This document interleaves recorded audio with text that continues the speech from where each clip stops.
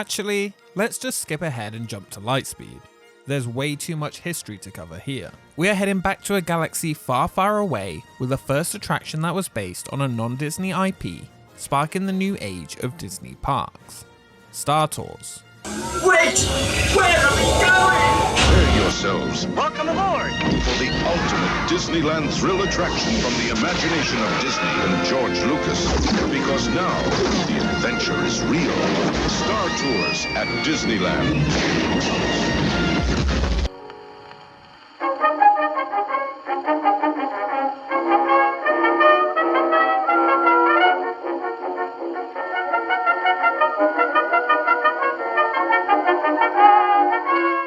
In 1976, Disneyland placed a model of a new land on Main Street, USA. Discovery Bay would be on the north shore of Rivers of America with a steampunk style.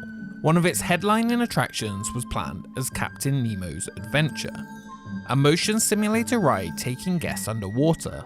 Sadly, Discovery Bay was cancelled, mainly due to the ride's other main feature attraction being based on the movie The Island at the Top of the World, a box office bomb. Nemo's Adventure was also simply too ambitious for the time, with the technology not available to easily create it.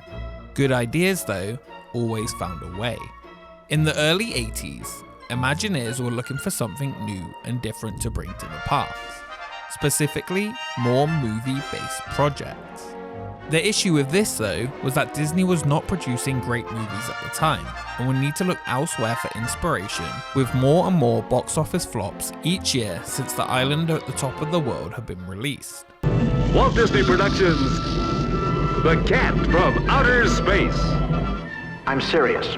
Tony Baxter discussed the idea of bringing movies to the parks as rides, with the head of WDI at the time, Marty Sklar. Sklar remarked at how scary an idea seeking a non-Disney based movie would be, and suggested speaking to Disney president Ron Miller. When Baxter and Miller finally did meet, they discussed the idea of a couple of projects. The 1979 first Disney PG-rated movie, The Black Hole, was one of those topics, along with the 1982 movie Tron. Both sci-fi themes were deemed a commercial disappointment, even if Tron had received positive reviews. The Black Hole was a lot less popular. If there's anything I cannot stand, it's a sore loser. The Walt Disney Company was on a rocky path, with a string of failures that nearly led to its demise. There are rumours that a simulator ride was designed with a black hole theme that would have a pick-your-own route at the end of the ride. The idea was allegedly scrapped though due to cost. After passing over the idea of Tron and the black hole, Miller suggested they met with George Lucas. The third Star Wars movie, Return of the Jedi, had been released in 1983, and public interest was at an all-time high. When meeting with Lucas, Baxter and Miller suggested the idea of bringing Star Wars to Disneyland.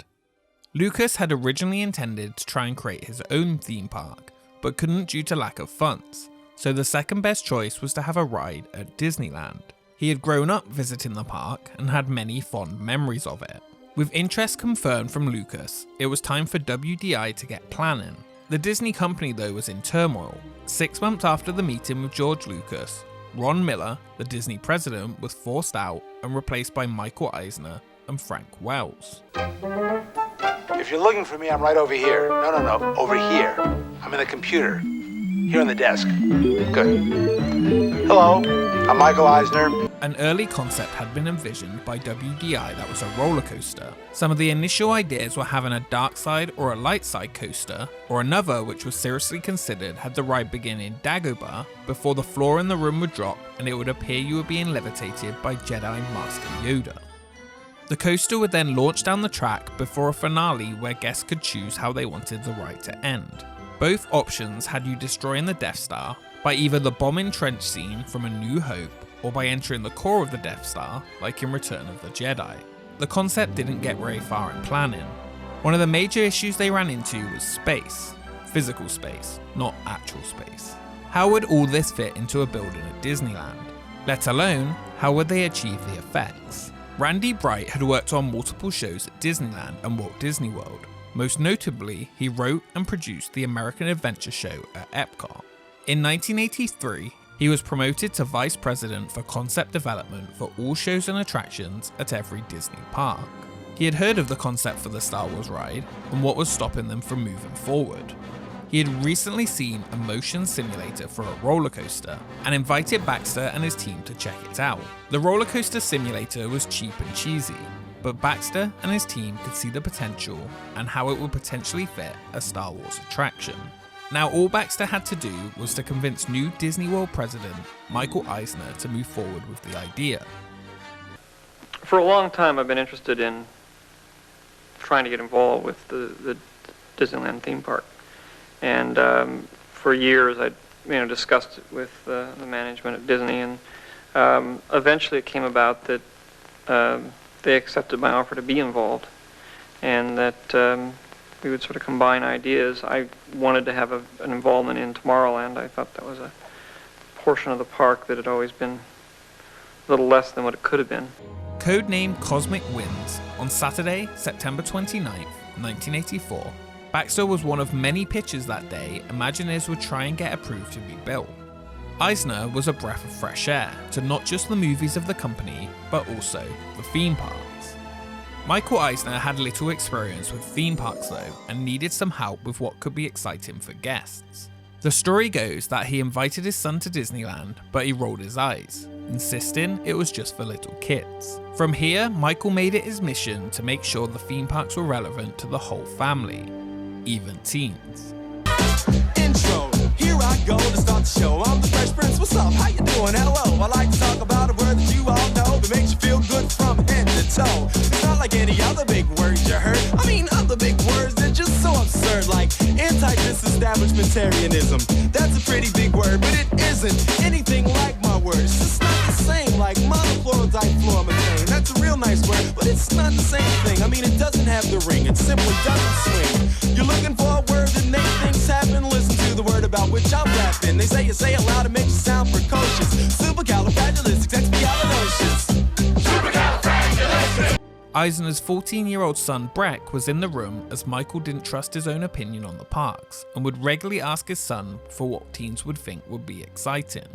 Breck loved the idea of a Star Wars ride, and the project would move forward. This exact day, Eisner greenlit multiple projects, including what would become Splash Mountain. While a ride would take a long time to develop, Eisner wanted something sooner, and that is also how Captain EO came to be. Disney parks were to be filled with fresh and thrilling experiences, including this. Welcome to Videopolis! Luckily, Eisner was a friend of Lucas, as he was the man who had greenlit Indiana Jones and the Raiders of the Lost Ark, also knowing George Lucas was a big fan of the parks. Eisner convinced him to not only create the Michael Jackson show, but also have access to his box office gold, Star Wars. Tony Baxter, Tom Fitzgerald, and the Disney Imagineers would get back together with George Lucas to plan the path ahead. One idea returned, that Captain Nemo Adventure Simulator. Disney went ahead and purchased 4 military-grade motion simulators for $500,000 each. George and his team at Industrial Light and Magic would produce the first-person footage that would be displayed inside each of the simulators. The ILM team would be led by Star Wars movie veteran Dennis Muren and would be shot the old-fashioned way. So I was sort of the effects supervisor, co-director of the work here. We were really working underneath George and with input, of course, from the Disney Imagineers, Tony Baxter and Tom Fitzgerald on it. And it was sort of figuring out how we were going to make this the film that is projected for the Star Tours ride. Computer-generated imagery was starting to become popular. However, the first-person perspective used in the rides was all shot using miniatures, practical models, and computer-controlled cameras. Even though the ride film was shorter than any movie project, members of the ILM team stated that Star Tours was every bit as challenging. The crew would need to find strategic places to cut the film so the footage would appear uninterrupted. No other angles of the action would be shown to the guests, apart from a screen of R2-D2 atop the speeder or an incoming transmission from a Rebel pilot. The film would cost $6 million. It was shot on 70mm film at 30 frames per second, and had a just under 5-minute runtime. The ride simulators would be hydraulic-based motion cabins featuring 6 degrees of freedom. The ride would also have the ability to move 35 degrees in the XYZ plane. The simulator was patented as the Advanced Technology Leisure Applications Simulator, or ATLAS for short, created by the Rediffusion Simulation in Sussex, England. The simulator was originally created for a space shuttle simulation ride located at the bottom of the CN Tower in Toronto, Canada. The ride, called Tour of the Universe, opened in 1985 and was closed in 1992. It was the world's first flight simulation ride. That ride system and its controls were the basis for Star Tours. After Imagineers saw the footage ILM had created, they realized the ride film would in fact make the ride itself much more thrilling. After a few reshoots, the film would exaggerate most of the actions of the actual simulator. The ride footage would show a 270-degree spiral downwards, appearing as though the simulator was falling straight down, when in actual reality the simulator was only leaning 15 degrees forward. This was exactly what the Imagineers had hoped for, and they were extremely pleased with the results. Creating the ride footage for the ride was not the only contribution George Lucas and ILM made to Star Tours. Tony Baxter stated that Lucas had the final vote in deciding the name of the ride. Eisner wanted to call it Star Ride. Luckily, he was outvoted. Not only this, it was Lucas that suggested the idea of a speeder in the ride going the wrong way, as he enjoyed seeing backstage areas he shouldn't have at Disneyland. He also was the reason a pilot who had never been in space before was chosen, because it would offer a more exciting story and would enable more special effects. The original idea had a veteran pilot from the Clone Wars era, known as Crazy Harry, who would be the pilot. These, of course, would be George's best ideas for quite a long time. This is very, very bad. Oh! Kidding, I like the Phantom Menace. When the ride footage and the simulator were completed, all that was left was to sync the movement of the simulator with what was happening on screen. To do this, a programmer had to sit inside the ride and move a joystick based on what was happening on screen to offer a fully immersive experience. They did this in a mock-up version of Star Tours in the Imagineering parking lot. The new attraction will be heading into Tomorrowland and replacing Adventure Through Inner Space with Spaceport THX-1138. The previous ride opened in 1967 and was the first to utilize the Omni-Mover system. It would see riders shrunk down to the size of an atom and proceed through a series of scenes showing different objects such as a snowflake or water molecules. The mighty Monsanto microscope that once was featured in the queue was replaced with a star speeder, but the room felt very much familiar. That re-themed pre-show experience would mean a small part of Adventure Through Inner Space would find its way to other Disney parks. It closed on September 2nd, 1985. 6 months before Star Tours opened, it was previewed to 2,000 lucky Disney employees and their families before the full experience was complete. The response was incredible. Costing $32 million, Star Tours opened with a lavish opening ceremony on January 9th, 1987. Michael Eisner sure knew how to open a ride. Disneyland would be staying open for a 60-hour marathon between January 9th and 11th, allowing all guests, many of which were dressed as their favourite Star Wars characters, to try out the new ride. They didn't do this for Galaxy's Edge, that's for sure. First time I ever rode it, and it was a very crude, it's the first time we got the whole thing put together and all the pieces there and a little tiny video monitor operating it. I was very excited when I first rode it, and I said, this is the same sensation as the Matterhorn, the same sensation as Space Mountain, only it's better. Star Tours was advertised as the ultimate Star Wars adventure, mostly taking place after the events of the original trilogy, with the ride roughly being 4.5 minutes long. Guests would enter the queue and assume the role of a space tourist, traveling to the forest moon of Endor via the Star Tours travel agency. The queue was themed to a spaceship boarding terminal, with multiple audio animatronics set in the scene, including R2-D2 and C-3PO. Imagineers had a budget of $1 million just to create the queue.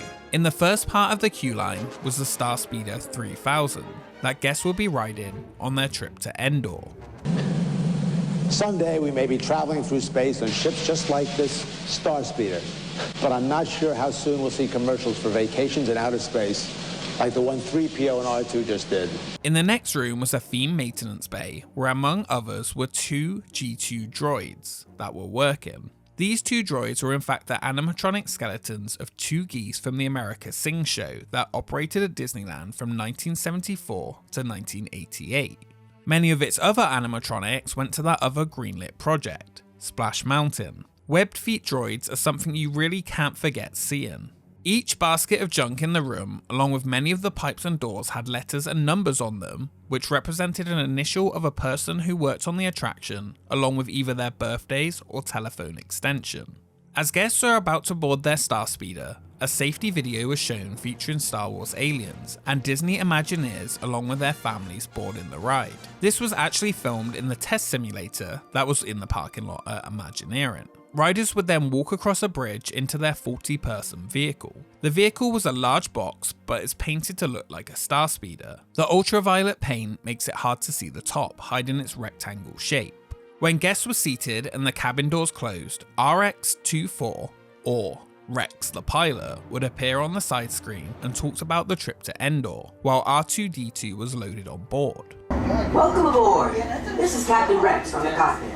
I know this is probably your first flight, and it's mine too. Over 30 different voice actors tested for the role of Rex, who was eventually voiced by American actor and comedian Paul Reubens. Reubens is best known for his role as Pee Wee Herman. This would be Rex's first flight as a pilot, and he was not used to his programming yet. As the ride begins, the cockpit shield was open so guests could see the Starspeeder front window, otherwise known as a screen that would show the journey. Vibrations signaled the vehicle had taken off, and with Captain Rex at the controls, it wasn't long before things went wrong. Rex crashed the ship into the maintenance bay doors, and the ride dropped into the maintenance yard. The simulator, being on a motion base, was able to simulate the feel of drop-in, even if it was really only a few feet. When Rex finally pilots the Starspeeder to space, R2-D2 activates lightspeed. The ship would tilt backwards, providing the feeling of jumping to lightspeed. Next, the ship then sails past the actual destination of Endor, ending up inside a comet cluster. Missing the planet was another George Lucas idea. After hitting a few comets and smashing through the wall of another, the Starspeeder escaped, but it wasn't long before it encountered an Imperial Star Destroyer. Here, the First Order loaded you into... oh, wait, wrong Star Destroyer. After being saved from the Star Destroyer's tractor beam by a rebel X-Wing fighter, the Starspeeder joins the fight against the Imperials and the Death Star. Pilot Rex eliminates several TIE fighters, while a rebel pilot destroys the Death Star in a similar manner to Luke in the classic trench run scene by firing torpedoes into the exhaust port.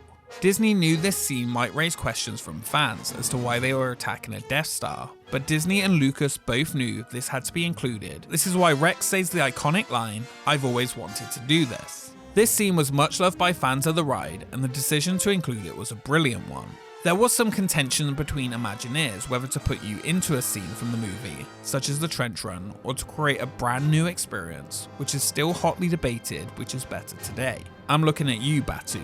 Back to the ride, and as the Death Star exploded, a final jump to lightspeed occurred, taking the riders back to the spaceport. Just before they landed though, the ship almost crashes into a fuel truck in the hangar. As the ride ends, Rex attempts to apologize for the flight as the cockpit blast shield raises, and C-3PO alerts guests to exit over the bridge and into the Star Traders gift shop. Hey, sorry folks, I'm sure to do better next time. It was my first flight, and I'm still getting used to my programming. The original plan was for the ride to swap out film footage shown every so often for a new adventure, offering a possible choice of planets to visit, including Hoth. Replacing the 70mm print used along with the projectors made it difficult to do so. Instead, they decided to push the technology as far as they could to offer the best possible experience. The different adventures idea, though, was not scrapped forever. Following the success of Star Tours at Disneyland, it was opened at other parks with some slight changes to the queue and exterior.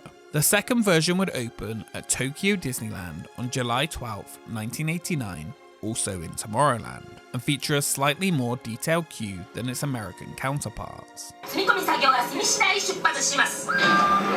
Tours 45, elevator platform has been activated. The third version opened at Hollywood Studios in Florida on December 15, 1989, 6 months after the park. The Atlas simulator had already opened a similar experience with Body Wars at Epcot, but this really would be the better attraction of the two. This is also the only version not located in Tomorrowland. Here the queue would mostly be the same as the Californian version, apart from the movie film and equipment and actor chairs for C-3PO and R2-D2. Remember the time when Hollywood Studios was actually themed after a movie studio?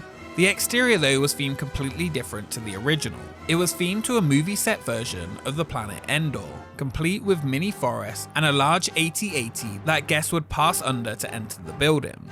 The theming's a little odd considering you're heading to Endor on a starship, but you're entering a movie set of Endor. Anyway, Hollywood Studios theming doesn't matter. The AT-AT used to periodically shoot lasers in the form of water, adding to the immersion. It's a shame this doesn't do this anymore. The ride also exited into Endor Vendors, themed to the Endor Shield bunker. This store was later rethemed as Tatooine Traders in the late 90s as a building you'd likely see on the planet, which made even less sense compared to the exterior of the attraction, but here we are.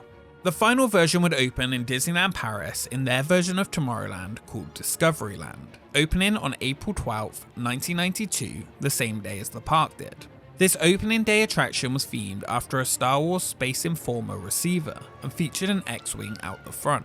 Star Tours set attendance records at Disneyland until 8 years later when the Indiana Jones adventure opened in 1995. It became a fan favourite at each park it opened and almost immediately became a Disney classic among fans. The ride would have a legion of die-hard fans who could recite each line alongside Pilot Rex. That is, until a disturbance in the Force was coming.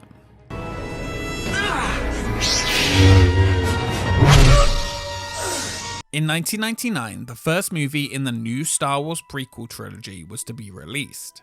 This reunited the fandom surrounding Star Wars and also brought with it the new Star Wars Celebration fan event. This event started to honour the upcoming release of the films and celebrate Star Wars. At the third Star Wars Celebration event in April 2005, before the upcoming release of Episode 3, Revenge of the Sith, George Lucas revealed that Star Tours 2 was in production.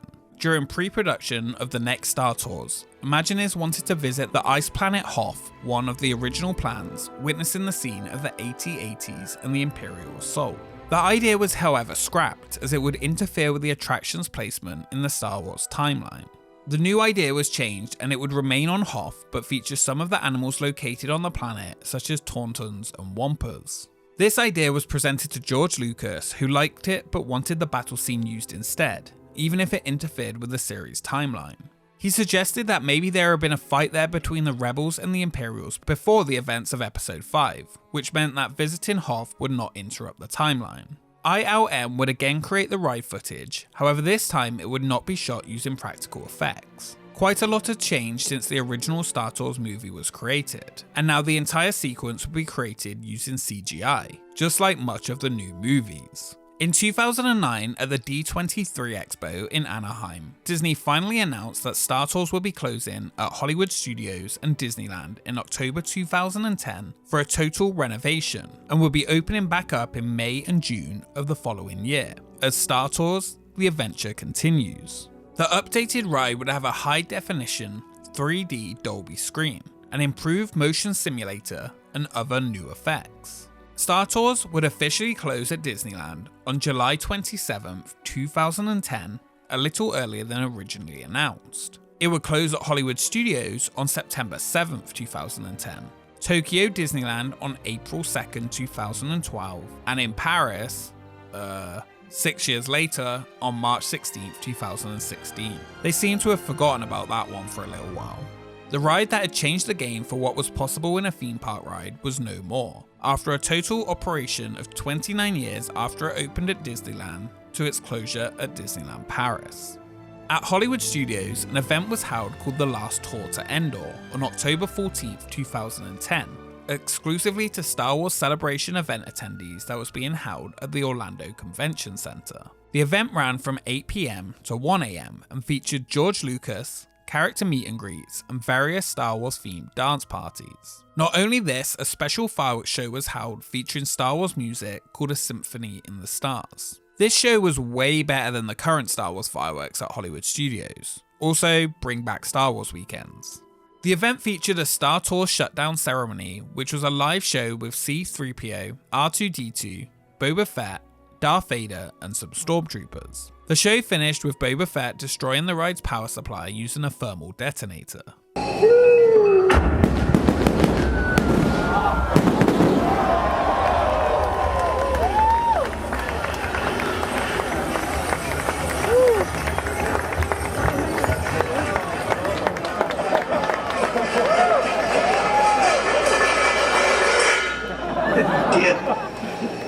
This will be a day long remembered. It has seen the end of Star Tours. It will soon see the end of Celebration 5. Welcome. I will see all of you when Star Tours resumes operation. Star Tours, however, remained open after this ceremony and closed when the attraction held its final flight to Endor, which was exclusive to D23 attendees. After the closure of Star Tours, Disney announced some of the changes that will be coming when the adventure continues open. Alice and Janney would voice a new character for the ride, a spokes droid named Ali Sansan. There was to be a new pilot for the ride, which was C-3PO, voiced with new lines again by Anthony Daniels. Captain Rex would no longer be piloting the Starspeeder, as the attraction was to be set in an earlier point in the Star Wars timeline, somewhere between Revenge of the Sith and A New Hope. This meant the Starspeeder would now be called 1000 instead of 3000. The ride on opening would feature 54 possible experiences on each flight, making each ride potentially different to the last, with 11 sequences that were chosen at random. There were 6 planets that could be visited. The ride was structured to have 4 main events that could be random: an open sequence, a primary planet destination, a hologram sequence, and an ending destination planet. There were 2 possible opening sequences, 3 primary destinations, 3 different holograms, and 3 different ended destinations, which gave its ride its 54 possible sequences.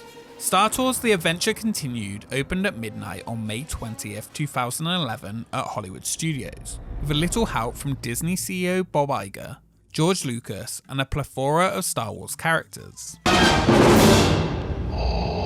And now we will discuss the location of your rebel spies. Not even you can restrict our freedom, Lord Freedom Vader. is as extinct as the Jedi Order. That's what you think!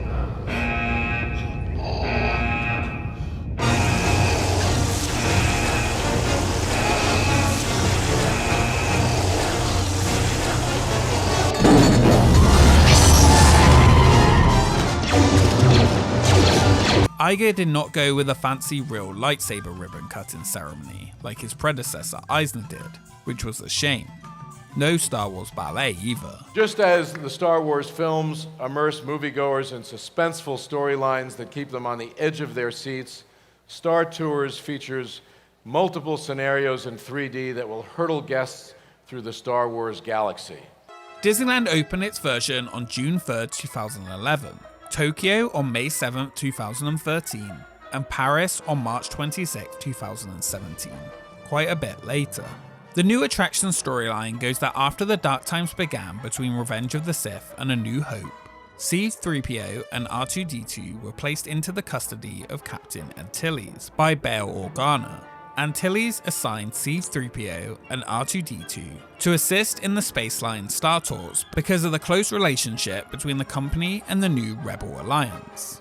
The Galactic Empire were monitoring the Star Tours agency, suspecting them to be in partnership with the Rebels. Guests would again play the part of a tourist boarding the Starspeeder 1000 to an undetermined destination. And I've been with Disney, for 40 years, working on things, especially here in the parks. And it's been exciting, and I love every minute of it. Entering the queue, you will be transported to a similarly themed spaceport as the original, with some new updates and animatronics, with many new nods to Star Wars trivia and throwbacks to the original ride. Along the queue, R2-D2 and C-3PO are working on the Starspeeder you'll be traveling in, while 2 Mon Calamari flight controllers interact with each other as well as guests. Over a Tannoy system, paging messages can be heard to different Star Wars characters to do different actions, like check in, move to a boarding gate, or to move an incorrectly parked vehicle. Some of the Easter egg names that can be called are Egro Exakul, which is George Lucas backwards, and to Mot Worom, which is Tom Morrow backwards. Tom Morrow was the character in the old Disneyland and Magic Kingdom attraction Flight to the Moon. Moving past the spaceport loading area and into the maintenance bay, eagle-eyed guests will be able to spot previous Captain Rex being packaged up with a defective sticker on him. Sorry, folks! Sorry, folks! Sorry, folks! Sorry! I'm getting used to my programming! In the new ride's timeline, Rex hasn't become a pilot yet, but there is a nice little Easter egg for fans of the original who can now also spot Rex DJing at the cantina nearby in Galaxy's Edge. Hi there! Customers! I better get started. I've always wanted to do this! Wait, which was it? Nope. Here we go! Hello, folks! I'm DJ Rex! This may be your first time here, and it's mine too! Let's get to cruising altitude with a tribute to a song that swept the galaxy! At the end of the queue line, guests are then directed to one of 4 launch bays, or 6 at Hollywood Studios. Guests collect their 3D glasses, and a pre-show video explains that C-3PO has been assigned to your Starspeeder to perform maintenance. What could go wrong? A safety spill is performed just like with the original by Ali Sansan, and the guests enter the modified Starspeeder cabins. As the guests are sat down, they are instructed to put on their 3D glasses, and at this point a Rebel spy is chosen by the ride operator. The story of the ride is that we are moving a Rebel spy to safety, and whoever is chosen to be the spy will appear on the screen to the side. I've still never been chosen to be the spy. As the ride begins, 3PO complains to R2 that there's been a misunderstanding and the Starspeeder takes off without its intended pilot, AC-38 or ACE, leaving 3PO to unintentionally take the reins. At takeoff, the blast shield doors open, revealing the 3D front screen and an animatronic C-3PO pilot. In the first opening ride sequence after takeoff, it will always be a villain searching for the Rebel spy aboard the Starspeeder. When it first opened, the 2 options were either Darth Vader, who will attempt to force grip the Starspeeder to stop it escaping before being fired upon by R2, or Han Solo would show up opening fire on stormtroopers before escaping in the Millennium Falcon, with you in pursuit. After jumping to lightspeed, the primary destination could be one of the following: entering a battle on the ice planet of Hoth, reaching Tatooine and entering a pod race alongside Sebulba, landing on Kashyyyk as stormtroopers chase Chewbacca through the forest on speeders. After another jump to lightspeed, a hologram transmission is received from one of either Yoda, Admiral Akbar, or Princess Leia, confirming there is a Rebel spy on board and giving R2 coordinates to take the spy. Despite 3PO's protests and another jump to lightspeed, you arrive at the final planet, which can be one of the following: Coruscant during a battle where the Starspeeder loses power after being attacked by buzz droids and crash lands on a landing pad. Naboo during a battle with the Trade Federation, where the Starspeeder is shot down, which leads to an underwater chase past the Gungans and Jar Jar Binks, while being attacked by underwater creatures. Or the Starspeeder jumps to a non-complete Death Star orbiting Geonosis, where you are attacked by Boba Fett in an asteroid field before making your escape to a Mon Calamari Rebel cruiser. After safely transporting the Rebel spy, guests are thanked for flying Star Tours before exiting across the bridge. The ride lasts around the same time as the original at roughly 4 minutes 30 seconds, featuring more lighting and special effects along the way. The reviews for the new ride were all positive, and Star Tours: The Adventure Continues was a success. This new version of Star Tours offered an exciting amount of rewritability, and something for all Star Wars fans new and old. The original idea for Star Tours having different ride films was finally possible, and the Star Wars timeline remained mostly intact. Sort of. For now anyway. In 2015 at D23, before the release of Episode 7, The Force Awakens, Disney announced they were adding a new scene to the ride. Disney intended the ride to be modular, allowing new scenes to be added with ease. They have once again partnered up with ILM, who they now own, to create a new opening scene on the desert planet Jakku, where the Millennium Falcon would fend off First Order TIE fighters over a crashed Imperial Star Destroyer. For a while, the scene was guaranteed to be shown first, as well as a new hologram involving BB-8. This threw the whole timeline out of the window, as you could see Finn fighting First Order TIE fighters before crash landing on Naboo during a trade war from the prequel trilogy. This new addition though would mean that over 96 random experiences were now possible to see on the ride. The timeline was thrown further out of a loop when it was announced that the mineral planet Crate from The Last Jedi and the planet Batuu, the home of Galaxy's Edge, was to be added to the ride in November 2017. Kylo Ren was also added as a potential villain in the first segment, as well as another segment featuring Rey and a security droid. 2 more holograms were added, which were Poe Dameron and Maz Kanata. With these additions, it meant that when combined, the ride offered 384 potential ride combinations. Not bad for re-rideability. This wasn't the end of the additions though. In October 2019, Disney announced that another new destination will be coming to the ride. The Ocean Moon Kef Bir will be added to the ride when the final movie, Rise of Skywalker, opens. The new ride segment would open at every Disney park with Star Tours on the same day. For our Disney Channel viewers, tell us about a typical flight. Well, it's really like being in Star Wars, and that starts right from the front door where you meet R2-D2 and C-3PO, who are readying your Starspeeder 3000 for the flight. And then you see the droid technicians building your pilots and navigators, and then it's on for your flight. You board the Starspeeder, you meet Rex, who is your rookie pilot, and then you start off on your wild adventure. You're supposed to go to Endor, but you never really make it. It becomes almost a Mr. Toad's Wild Ride in outer space. As Michael Eisner's first leap into theme park thrill rides, Star Tours was groundbreaking and has continued to evolve over time. A ride which led to some of the greatest rides ever built based on movies Disney didn't own. At least not yet, anyway. In 2019, on the plot of land once earmarked for Discovery Bay, a new Star Wars adventure opened with Galaxy's Edge. The future of Star Tours remains uncertain, with the new interactive flight simulator opening, Millennium Falcon's Smuggler's Run. As for Star Tours' future though, if it will close or be added into a future Star Wars expansion area, which at Hollywood Studios really only has one attraction standing in the way, remains to be seen. Another option is it just sits being updated in its own standalone spot for the long-term future. Star Tours is a defining ride that continued to improve, and in my opinion offers much more than the newer Millennium Falcon simulator, that really needs the varied scene choices within it also. With spaceship simulators now being a part of all 3 Star Wars attractions in Hollywood Studios, we can only guess what will happen in the future. Star Tours though is still a fun, varied, and the only one of these 3 that brings all of the different eras of Star Wars together in one attraction. An attraction that everyone has their own personal favourite scene to visit in, and part of the fun is seeing where you will head on your very own Star Tours. Thank you so much for watching this episode of Expedition Hollywood Studios. If you enjoyed it, make sure you subscribe and give the video a like to join the expedition. Do you think the recently opened Galaxy's Edge will affect the shelf life of Star Tours? Let me know in the comments below.